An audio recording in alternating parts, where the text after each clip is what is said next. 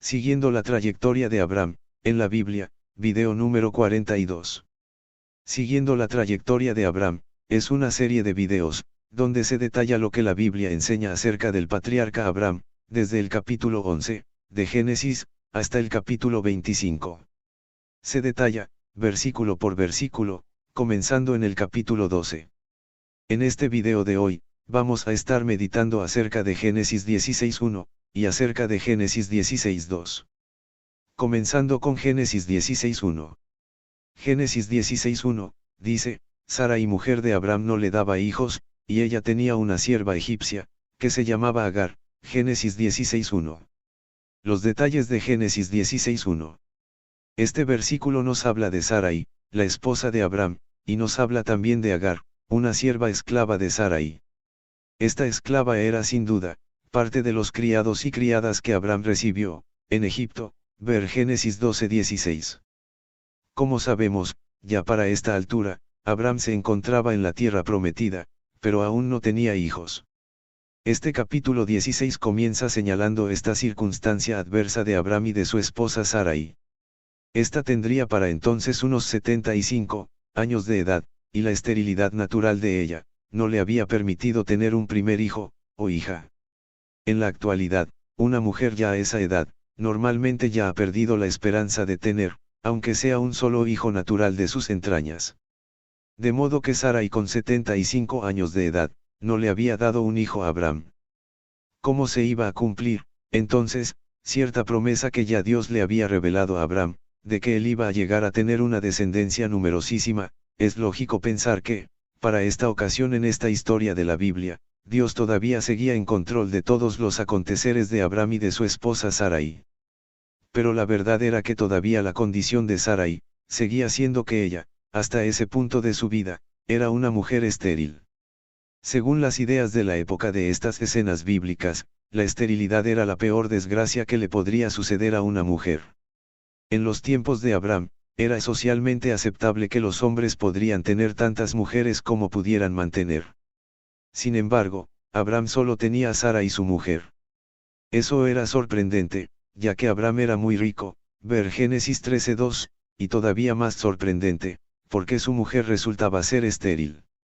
Cualquier otro hombre, hubiera buscado la ocasión de tener un hijo con otra mujer. Entonces vemos que Abraham tenía una sola mujer, tal como es el orden de Dios. Recordemos que Dios solo le dio a Adán una sola mujer, y Abraham estaba siguiendo ese orden de Dios. Además, con una esposa tan hermosa, como era Sarai, ver Génesis 12:11, Abraham estaría más que satisfecho con tener a ella sola. Tal como ya habíamos visto, Dios le había revelado a Abraham, que le iba a dar una descendencia con tantos miembros humanos como el polvo de la tierra, ver Génesis 13:16. Cuando Dios le reveló esto a Abraham, también iba dirigida a Sarai, porque como marido y mujer, ellos dos eran solo uno, ver Génesis 2:24. Abraham y Sarai lo que necesitaban era meditar esta afirmación de Dios, y de ahí desarrollar la fe en Dios de que en alguna forma, el Señor iba a vencer la esterilidad de Sarai. Sin embargo, muchas veces nosotros los humanos nos desesperamos, y tomamos la decisión de hacer las cosas a nuestra manera, a pesar de que Dios tiene un plan diferente, y mejor para nosotros. Este versículo nos dice que Sarai tenía una sierva egipcia que se llamaba Agar. Esto significa que algo estaba Sarai pensando, y que lo que pensaba estaba relacionado con su sierva Agar. La realidad era que Sarai sabía lo que Dios había prometido a su esposo Abraham. Pronto veremos qué era lo que Sarai pensaba acerca de Agar, y acerca de cómo terminaron los pensamientos de Sarai con respecto a su sierva. Ahora vamos a meditar acerca de Génesis 16:2. Este versículo dice, dijo entonces Sarai a Abraham, ya ves que Yahvé me ha hecho estéril, te ruego, pues, que te llegues a mi sierva, quizá tendré hijos de ella. Y atendió Abraham al ruego de Sarai, Génesis 16:2. Los detalles. Ya hemos visto que Dios había dado una promesa a Abraham, con referencia a hijos de él. Pues vimos que el Señor le dijo que le iba a dar un heredero, un hijo, y Abraham le creyó a Dios. Sarai sabía de esta promesa de Dios para su marido, pero ella no resistía la impaciencia. Posiblemente Sarai se ponía a visualizarse ella misma, y por la edad de ella, naturalmente ella no veía la posibilidad de tener, aunque sea un hijo. Posiblemente ella recordaba las tantas veces que intentó quedar embarazada, pero eso no dio resultados. Para ese tiempo, ya la costumbre menstrual de Sarai había cesado. Así que ella no veía una salida natural de dar un hijo a su esposo. Entonces en la mente de Sarai apareció una solución lógica. Ella le rogó a su marido que se acueste con su sierva Agar, y que intentara concebir un bebé con ella. Es como si Sarai le hubiera dicho a Abraham: yo ya no puedo, estoy grande de edad, pero ella sí puede. Trata de tener un hijo con ella. El hijo de ella será mío, porque ella es mi sierva. ¿Qué pasó ahí? Podemos identificar algo: a la vida del hombre llegan planes y propósitos de Dios. Cuando el hombre los cree, ahí comienza a operar dentro de la mente del hombre, la forma humana, y natural, en que cree que se van a dar las cosas. Entonces ponemos a un lado lo sobrenatural, lo que Dios puede hacer más allá de lo normal, y así en nuestras mentes creamos la manera de lo que va a suceder. Sin embargo, nuestra visualización no tiene nada que ver con la manera, como Dios hace las cosas. Por eso, todos necesitamos conocer bien a Dios. Porque conociéndole, podemos adquirir ideas positivas de cómo Él nos va a responder. Para Abraham y Sarai, de ahí en adelante empezaron los problemas. Porque cuando el ser humano quiere hacer a su manera las cosas que Dios le ha revelado, siempre se generan problemas. Pronto veremos que el plan de Sarai en este versículo resultó ser imperfecto, y generó resultados seriamente negativos para Agar, Sarai y Abraham. Primeramente, vemos en este versículo que la sugerencia de Sarai a su esposo, muy pocas esposas modernas la expresarían a sus esposos. Pues vemos que ella dio permiso a Abraham de hacer con su sierva lo que él quisiera hacer con ella, como mujer que era. Los hombres y las mujeres de fe deben cuidarse de aquellas sugerencias que se les dan, las cuales no descansan en la fe ni en alguna promesa de Dios, y pueden producir una atmósfera de desprecio y de aflicción, como veremos más adelante que esto fue lo que pasó con Abraham, Sarai y Agar. Por otro lado, vemos en este versículo que Sarai atribuía su esterilidad a la voluntad de Dios, lo cual era, y es una manera teológica de aceptar ciertas desgracias en la vida. El nombre Agar significa errante, y encaja perfectamente con las experiencias futuras de ella. Vemos entonces que Sarai, a su manera, trató de resolver un problema que debió haber puesto en las manos de Dios. A nosotros también muchísimas veces, en nuestras vidas, nos pasan estas circunstancias. Desde luego, en los tiempos de Sarai, un hijo tenido por una esclava con su amo, era hijo legal de la ama. La fe de Sarai no había crecido con la promesa de Dios a Abraham. Ella quiso resolver un problema a su manera, y no a la manera de Dios, a sabiendas de que el Señor ya estaba enterado, y ligado en eso. La mujer de fe no debe tratar de resolver las cosas a su manera, sino buscar la voluntad de Dios, y hacerlo a la manera de Él. La mujer de fe no debe dejar que, como mujer, sus sentimientos o emociones se impongan sobre sus decisiones. Sarai fue una mujer impaciente, y aunque había esperado muchos años, en esta ocasión no estaba dispuesta a continuar esperando. Ella conocía su tiempo, pero desconocía el tiempo de Dios. Esto frecuentemente nos sucede a nosotros, pero no debemos adelantarnos a lo que Dios quiere hacer en nosotros. Muchas personas, después de mucho tiempo de espera en Dios, deciden tomar las cosas en sus propias manos, y se acarrean problemas futuros. A todos nos pasa esto. Sarai fue una mujer influyente, a ella no le costó mucho convencer al octogenario Abraham. En ese tiempo, él tenía unos 86 años de edad. Pues él diligentemente atendió la solicitud de Sarai relacionada con su sierva. Vemos que Sarai le dijo a Abraham: te ruego, pues, que te llegues a mi sierva, quizá tendré hijos de ella.